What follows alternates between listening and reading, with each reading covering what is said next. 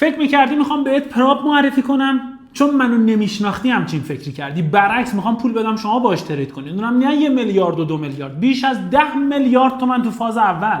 طرف کامنت گذاشته مهندس اگه میخوای جایی رو معرفی بکنی کد ریفرال بدی بگو، یا اسم بده خودمون بریم ترید کنیم که مثلا تو ریفرال ندی.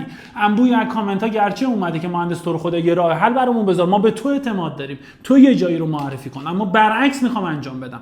نه حق عضویت میخوام بگیرم، نه در سود میخوام شریک بشم. اتفاقا در ضررم شریکم، چون پولی که دارم میدم ریل. اگه ضرر کنن دوستان از جیب من میره. و این قدم 4م از کمپین همقدمی که بعد جنگ ایران و اسرائیل ما کنار مردم ایران وایسادیم. حالا سوال جدی‌تر اینه چرا مجبوری پول ریل بهشون بدی؟ به خاطر اینکه در گام نخست این فاند قراره برسه به تریدرهای دوره کوچینگ که مون ترید میکنن و چون دوستان سودده هستن من نمیتونم بهشون پول فیک بدم.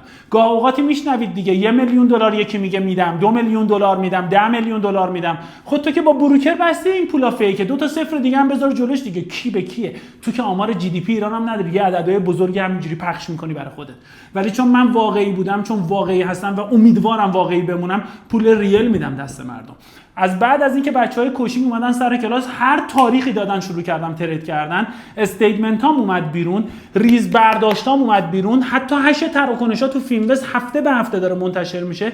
مردم حسابکار دستشون اومد دیگه. کسی جرئت نمیکنه این سوالو بپرسه تو اگه تریدری برای چی بیزینس داری؟ ولی من امروز میخوام این سوال چرک نخنما رو از تو گنجه بکشم بیرون و بهش پاسخ بدم. اگر امروز کسی داره فاندد میشه، هر میزان از پول ریل و واقعی، از سود همین تریدها، از سود همین بیزینس هاست که تو خاک ایران دارم انجام میدم و من کنار شما هیچ جا نرفتم، چیزی معرفی نکردم و اینجام تا به یک تریدر سودده بتونم راه درست رو نشون بدم.